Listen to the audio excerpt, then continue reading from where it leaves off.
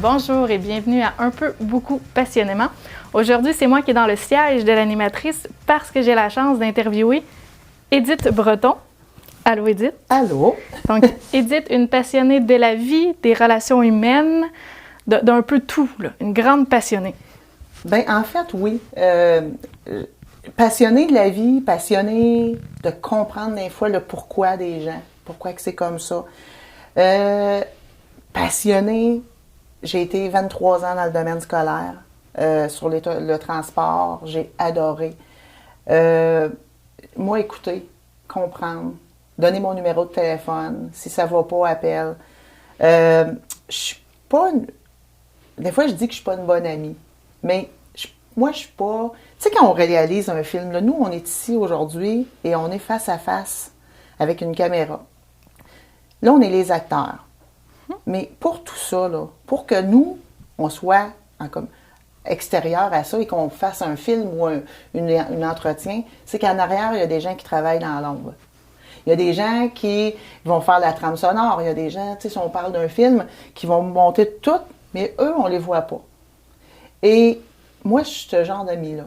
Appelle, je vais lâcher ma job, je vais monter chez vous, je vais t'aider, je vais aller te porter un repas sur ta galerie parce que je sais qu'il y a de quoi.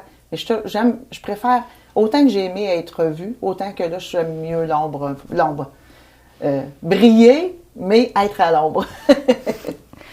Puis ça devient d'où, ça? Est-ce qu'on peut dire que c'est pratiquement génétique, cette... Bien, ma mère était quelqu'un qui aimait beaucoup donner. Ma mère était quelqu'un qui avait un grand sourire partout où elle allait. Du côté de mon père, j'avais une tante, moi, qui était mon inspiration.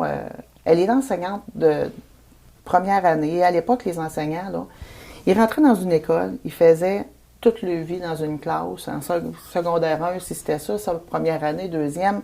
Et elle était professeure de première année. Et quand on retourne à Inverness aujourd'hui, tous ceux qui l'ont eu comme prof disent tout « Ah, elle était extraordinaire, elle était fine, elle était douce, elle était... » Puis pour moi, ça, c'était une grande inspiration. Mon père avait 2 sœurs et tout, qui étaient religieuses, puis qui faisaient de l'aide humanitaire, qui avait été une au Lesotho en Afrique et l'autre en Haïti.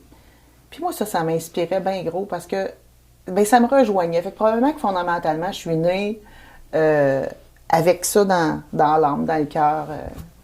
Probablement que ça vient de là. C'est cette envie-là de faire une différence.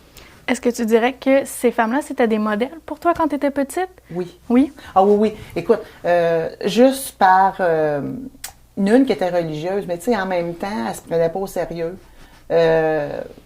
L'autre, un petit peu plus, c'était plus une religieuse typique, mais il y en a une qui était plus dans mon genre, là, tu sais, puis elle aimait ça, entendre nos jokes, puis elle venait chez nous, puis là, elle me disait « Ah, Edith, tu viens-tu faire une sieste avec moi? On va pouvoir parler tranquille. » Puis moi, là, tu sais, le rapport privilégié, des fois que tu vas entretenir avec quelqu'un, là, moi, ça me faisait du bien. Puis je me sentais importante dans ce temps-là.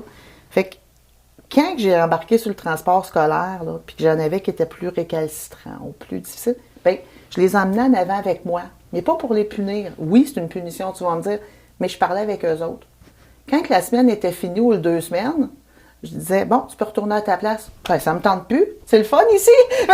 Tu sais, des fois, juste par l'attitude, par le temps que tu leur donnes, souvent les turbulents, ils ont besoin d'amour, ils ont besoin d'attention. Fait que c'était ma façon, mais là, maintenant, il n'y a pas 25 000 places en avant, il y en a 4. Puis moi, je les mettais pour les voir. Fait que là, quand ils ont la chance de me voir, il y avait la chance de me voir les yeux dans leur regard aussi, c'était comme, ah. Et là, maintenant, j'ai lâché le transport scolaire, là, mais... Est-ce que tu vois encore certains de ces enfants-là, du transport scolaire? Oui, tu t'es attaché à ces bien, inversement, on s'est attachés un à l'autre. Puis moi, à l'époque, à Inverness, j'avais pas Inverness, pas du tout, à Sainte-Sophie, j'avais, aussi drôle que cela puisse paraître, des neveux et des nièces, puis ils m'appelaient ma tante. Et j'ai encore des gens qui sont rendus à 35 ans, puis « Ma tante! Hey, c'est ma tante Édith! Hey, c'est ma tante! » Puis j'ai formé, à la compagnie où j'étais, j'ai formé, la dernière que j'ai formée, c'est une passagère que j'ai eue. Et elle me voit, puis elle m'appelle encore ma tante Édith. Ouais. Fait que le lien a resté très profond. Très intéressant. Et là, tu as passé 23 ans comme Conductrice, oui. Oui. Chauffeuse d'autobus, Chaufferette. oui. Chaufferette, Non, chaufferette d'autobus. Femme chaleureuse, chaufferette d'autobus. C'est vrai, j'avais le mot. Et là, c'est depuis quelques mois, tu es proche aidante. Ça fait 4 ans. 4 ans? OK. Oui, ma mère, en 2017, ça l'allait pas très bien. Elle a fait un délirium et suite à ça, il y a la démence qui s'est installée. Et j'ai choisi de m'impliquer. J'aurais pu dire, je le fais pas. J'ai choisi de m'impliquer. Elle était à Arthabasca au début à l'hôpital. Ensuite de ça, elle a été placée en CHSLD. Puis là, je me suis rendu compte que quand je visitais ma mère, non seulement je faisais du bien à ma mère, mais je faisais du bien aux autres. Parce que ça revient encore.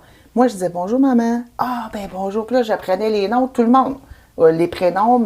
Ah, ben c'est pas Monsieur Fortier. Ah, ben Monsieur Boisvert, Madame, tu sais. Et j'arrivais, puis c'était rendu que là, il y avait, parce que où ma mère était la première place, les gens étaient quand même assez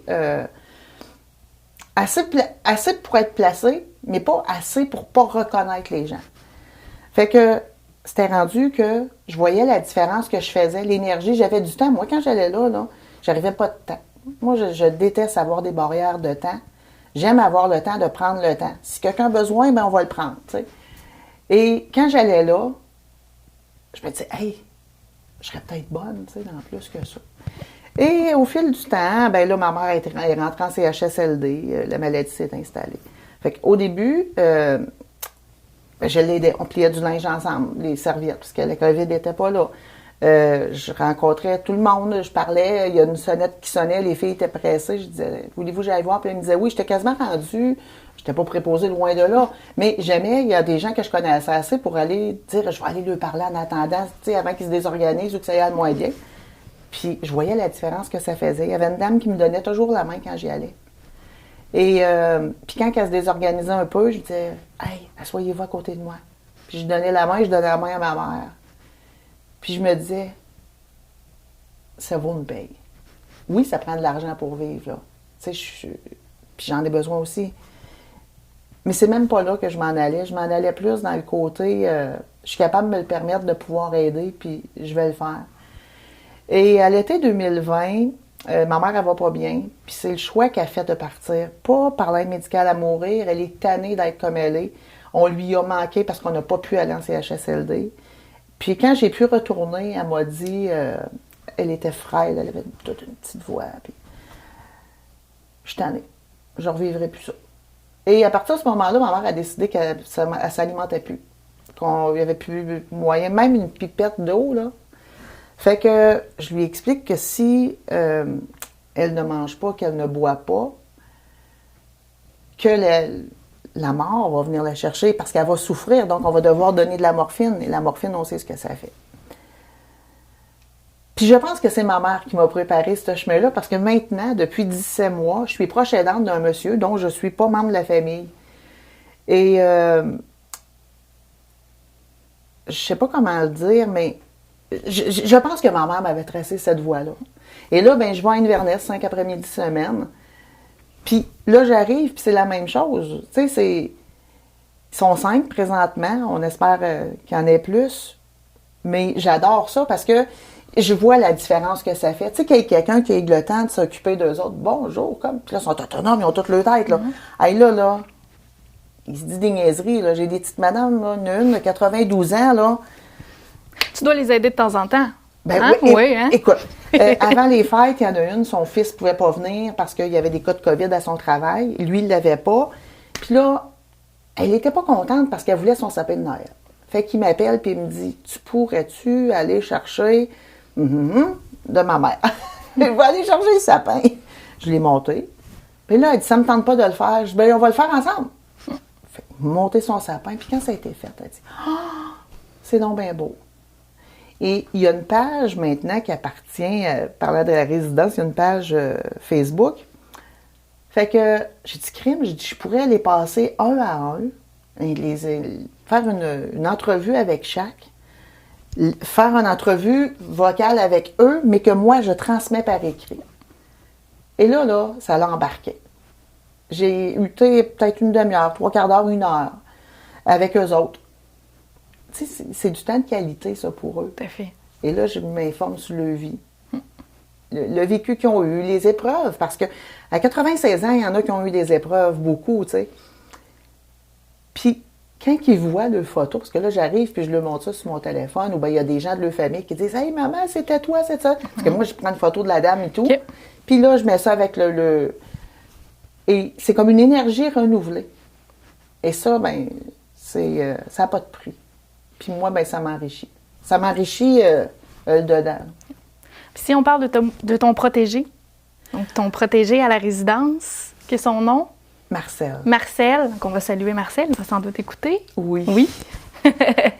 Et qu'est-ce que ça... Ben, en fait, les journées ressemblent à quoi quand tu es avec Marcel? Mon Dieu. Écoute, moi, j'arrive là pour... Bon, écoute, les gens qui font de l'Alzheimer ou qui ont une démence, on va essayer de créer une routine.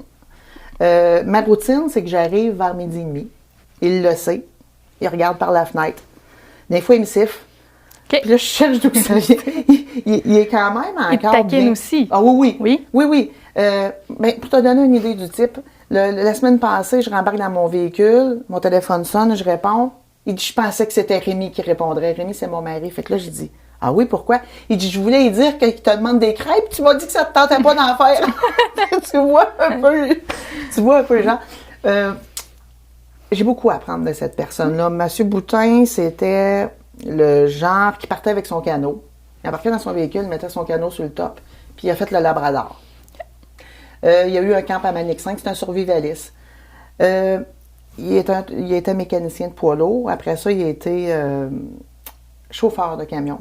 Il a conduit des trucs d'éoliennes, ça avait 120 pieds de long. Puis, du jour au lendemain, en mars 2021, en mars 2021, on ôte son permis de conduire. On ôte sa maison. On le rentre en résidence. Parce qu'il voulait, là, mais il y avait un chien. Finalement, il perdait tout. Tu sais, le peu d'autonomie qui lui restait, puis de permis de conduire. Et j'ai trouvé une place à Inverness, direct en face de la résidence, où ce que son chien est. Puis là, quand il est rentré là, moi, j'ai dit au directeur de la résidence, j'ai dit, il y a une condition auquel que M. Boutin rentre ici, c'est que je puisse continuer de venir ici. Parce qu'on vient de tout yoter. Oui. Fait que s'il faut que je sois plus là, aussi bien, c'est humainement parlant, ça ne se faisait pas de dire je m'en occupe pas.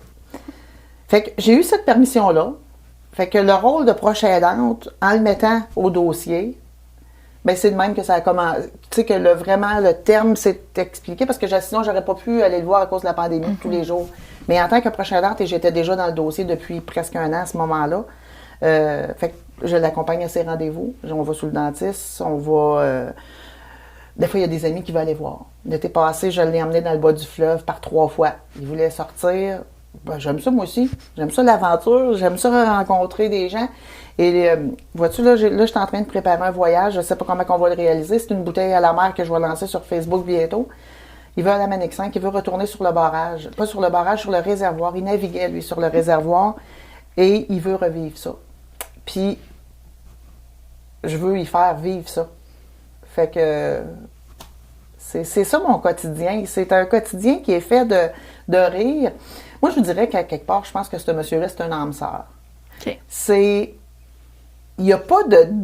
Ça fait drôle de dire ça en entrevue. Il n'y a pas de désir sexuel, mais il y a un désir de le rendre heureux puis qu'il y ait une fin de vie agréable. J'ai fait ça pour ma mère, puis c'est tellement gratifiant. Je vais pleurer parce que ça me touche. Que je veux qu'ils finissent puis qu'ils disent « Hey, je suis partie, mais il y a quelqu'un qui m'a aidé à réaliser ce que je voulais devenir jusqu'à la fin. » Et ça, ben, c'est ça. Ça me touche beaucoup. Oui. C'est pour ça qu'on parle de passion. Hein. Tu vois, à l'intérieur de toi, ça bouillonne, cette volonté d'aider les gens puis de les accompagner. Là. Oui, c'est dans mon ADN. Même si on retourne à la petite Édith, cette volonté d'accompagner, je crois que c'était déjà là. Honnêtement, je me souviens... Moi, là, on dirait qu'il y a un blocage. J'ai de la difficulté à me souvenir. Je me souviens que j'écrivais beaucoup. J'ai toujours écrit beaucoup. Mais je me souviens pas de qui était la petite Édith. OK. C'est drôle, hein? pas... j'étais différente, hein. Dans le sens où il me semble que je fitais pas dans un moule. OK. Fait que moi, j'ai jamais eu... Puis même encore aujourd'hui, là, mes amis ne se connaissent pas tant que ça entre eux autres. J'ai des amis proches, mais j'aime, là, le un à un. Moi, on a une grosse gang là, qui parle de tout le monde, là. Ça me tanne. Je suis bien, moi, avec une personne, puis qu'on va s'ouvrir. Puis que là, on va discuter. Puis quand on a fini, tu sais, dans le un à un, je suis bien, je suis heureuse dans ça. Mais je suis pas une fille de gang. Non. Je suis pas une fille de gang. Faut que tu connectes un peu, hein. Faut que la moi, connecte si avec ça la connecte- personne, oui. c'est ça. Oui, si ça connecte pas, oublie ça, il n'y a rien à faire. Pas que c'est blanc ou que c'est gris, parce que je suis capable d'avoir des nuances noir ou blanc, c'est-à-dire mais que je suis capable d'avoir des nuances de gris dans ma façon d'être. Si j'aime pas quelqu'un puis qu'il est là, je vais pas commencer à... Mais ma garde rapprochée, on va le dire comme ça, n'entre pas qui veut chez nous. Tiens. OK. Faut que ça vienne de moi, puis pas de ma tête, de mon cœur. Si je le sens pas, je le fais pas. Puis cette connexion-là avec les gens que tu vas aller chercher, est-ce que c'est un peu ta patte, ta signature quand tu étais à l'Espace Sophia dans l'animation? Ou même juste ici, là, avec nos émissions? Ben, je sais pas. Non? Ma signature, j'essaie pas d'avoir une signature, je suis. Point. OK. Tu sais, oui. J'essaie pas de dire, hey, je vais faire ça, ou je vais faire ça, ou je vais faire ça. Je suis. Ce que j'entends de façon assez régulière, je vais à l'épicerie, puis moi, ben, je suis pas le genre qui va chialer si c'est long. Je suis pas le genre qui va chicaner si c'est pas prêt. Je suis pas. Puis je vais dire, puis moi, j'ai un leitmotiv qui dit toujours, ça pourrait être pire, il n'y a rien là. Tu sais, j'ai la santé, mais moi, à partir du moment où j'ai la santé, j'ai des amis, j'ai de l'amour, ben même si j'attendrai 15 minutes, j'attendrai 15 minutes. Ça me donne quoi de dépenser de l'énergie à chialer? Et ça, j'ai pas de temps à perdre avec ça. Puis j'ai pas de temps à perdre avec les gens qui sont négatifs. Ça, c'est... De toute façon, ils viennent pas vers moi. Je les élimine trop, puis ils n'aiment pas ça. Non, c'est une façon de dire, mais non, c'est ça. C'est ça. Puis, tu as aussi une facilité avec les mots, facilité à t'exprimer. Je crois que tu écris dans le journal d'Inverness avec ce talent-là aussi. J'écris dans le journal d'Inverness parce que pour le tartan, puis ça a commencé avec mon rôle de proche aidante parce que...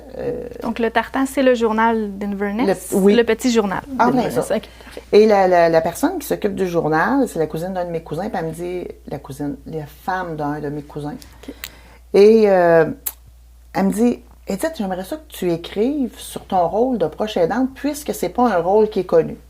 Qu'est-ce qu'une personne proche aidante fait? Ben, je dis, écoute, ça me fait plaisir d'écrire sur le sujet parce que il en manque de proches aidants. Il y a des gens qui ne savent pas que ça existe, puis qui auraient besoin. Tu sais, quand c'est ton père ou ta mère qui est malade, là, on connaît... C'est pas méchant la façon dont je dis ça. On connaît les défauts de nos parents. On sait s'ils sont... Ah, ça, c'est de la manipulation. Et on dirait que la maladie, des fois, va venir amplifier ça, puis t'es pas capable d'accompagner ton parent comme il se pourrait. On va dire comme ça. De sorte que quand il arrive une personne étrangère, puis que le lien se crée, c'est que Moi, ce que je me suis rendu compte de ma mère, on avait un proche aidant. Nous, ça a commencé comme ça. J'avais un ami, Simon, qui a choisi d'accompagner mes parents. Moi, à cette époque-là, je conduisais des autobus. Fait que j'étais pas capable de me dire, je vais aller chercher mes parents, je vais les emmener au centre de jour, je vais les retourner à Inverness. Et on avait engagé quelqu'un. Et je me suis rendu compte le bien-être que ça procurait à ma mère d'avoir une personne extérieure. Et ça, là, ça n'avait pas de prix. Moi, de voir ma mère heureuse, là, de dire, écoute, Simon, il dit, ta mère, là, elle les connaissait, ses enfants. On est 4 enfants. Il dit, Edith, il dit, il n'y a rien, je pense, que je n'ai pas su sur ta mère. Elle s'exprimait, elle vivait des émotions, elle y en parlait. Elle me l'aurait pas dit à moi pour pas me faire de peine. Ah, ben ça me dérange, ou ça, je suis pas à l'aise. Moi, un bout de temps, là, on parle de dire, hey, vous allez m'enfermer dans un CHSLD? Ben, gars, je vais me suicider. Hey, moi, si ma mère, elle disait ça, là, je venais, là, je me liquéfiais parce que c'était comme, ben non. Mais un étranger est capable de dédramatiser la situation, il va dire, bon, attends un petit peu. Là, c'est quoi qui se passe aujourd'hui pour que... Mais quand t'es le parent, t'es l'enfant, là, t'es pas capable de réagir comme ça. Alors que le proche aidant, même s'il est attaché à la personne, va être capable de dédramatiser la situation et ça va faire du bien à la famille et à la personne qui est aidée. Puis au proche aidant aussi. Ben écoute, ça c'est... il y en a qui me disent, il y a quelqu'un cette semaine qui m'a dit, « Oh mon Dieu, qui te fait un beau cadeau, ce monsieur-là. » J'ai dit, « Non, c'était moi qui fais le cadeau. Tu sais, c'est... Fait que, on va le dire de même, on s'aide. Je pense être proche aidante, c'est être proche aimante et tout. Parce que si t'aimes pas les gens, si t'aimes pas la personne avec qui t'es, fais-le pas. Fait que quand tu écris un peu de tes journées de proche aidante, tu décris, ou tu vas un peu plus dans ce qui t'arrive dans la vie, dans les réflexions que tu fais? C'est beaucoup de réflexion. La semaine passée, j'ai une amie qui me dit « je vois c'est qui mes amis maintenant que j'ai eu un accident. Il y en a beaucoup qui sont pas présentes. » Et je lui ai décrit un peu l'anecdote du film. Tu sais, il faut peut-être que tu apprennes à faire des demandes parce que moi, je vais être l'amie qui va être dans l'ombre. Celle que tu penses pas qu'il va être là, mais que tu sais qu'il va être là. Et il y a quelques années, j'ai une amie qui avait son fils a eu un cancer. Puis elle, on est proches, ça fait 40 ans qu'on est des amis. Et à un moment donné, elle appelle, elle dit aujourd'hui, elle dit, j'ai besoin. OK, j'ai appelé mon boss. J'ai dit, j'ai besoin d'un congé. Elle a besoin de moi. Elle veut aller à Québec voir son fils. Elle n'est pas capable, elle ne conduisait pas en ville. Pas, on m'en va à Québec. Et c'est ce genre d'ami-là que je suis. Je ne suis pas toujours là collé. Mais je suis le genre que quand tout le monde va être parti, ben, je vais être encore là. Puis là, si je relance encore une fois sur l'écriture, est-ce que tu voudrais aller dans d'autres choses qu'un petit journal? Est-ce que tu te sentirais d'aller mettre toutes ces activités, ces mémoires-là dans un livre? Bien, ça, c'est toujours des... Je sais pas que ça te tente un petit peu, là. Bien, oui, bien, écoute, c'est quelque chose qui m'est dit de façon régulière. Moi, je publie, je vais écrire sur l'amitié, je vais écrire sur différents sujets. J'ai pas de sujet de prédilection. Et un peu à l'instar des autres, c'est un moment donné, ça bouille ici, tu dis, oh, puis moi, quand ça monte, là, des fois, là, je vais prendre mon téléphone parce que ça va tellement vite que je le dis. Je prends mon dictaphone, puis je le dis parce que j'ai peur d'oublier. Des fois, j'écoute, quand les gens parlent d'une situation, j'écoute. Même si je parle beaucoup, j'écoute. Puis toutes ces émotions-là que je capte viennent répercuter sur mon cœur. Puis de mon cœur a besoin d'extérioriser ça, puis je le fais par des mots. Fait que souvent, je vais poster un texte qui m'est venu à l'esprit, mais capter les émotions des autres, mais mis en mes mots à moi. Puis pour la future Édith, qu'est-ce qu'on pourrait souhaiter à la future Édith? C'est quoi ses projets? Allez, écoute, est bonne ta question parce que je suis dans cette période-ci, je suis dans cette question-là. Parce que je m'étais toujours dit, je vais continuer comme proche aidante. Monsieur Boutin, il est tellement exceptionnel que je ne sais pas si je pourrais connecter avec quelqu'un d'autre. Et il me demande beaucoup. J'aime pas ça, ce terme-là, parce que la façon dont je le dis, c'est comme s'il me demande, mais pas du tout. On a tellement, tu sais, des après-midi de temps, là, je vais monter, ben là, il va me parler de... Puis moi, là, je suis passionnée, j'aime ça apprendre. Là, il me parle de géologie. Il a étudié, là, il écoutait une émission. Puis là, il me l'a décrit, je fais des recherches sur Internet. Fait que là, je connais le système solaire. Moi, qui n'ai jamais étudié ça pour 5 cents, là, je commence à connaître le système solaire. Une planète, une exoplanète, de quoi qui est faite, un météorite. Tu sais, j'apprends plein de choses. Fait que, tu sais, de quoi est fait mon futur? Je suis dans une période, je vais te dire honnêtement, je me laisse bercer parce que m'apporte la vie. Je demande pas rien présentement. Je suis bien dans ce que je fais. Je suis heureuse dans ce rôle-là.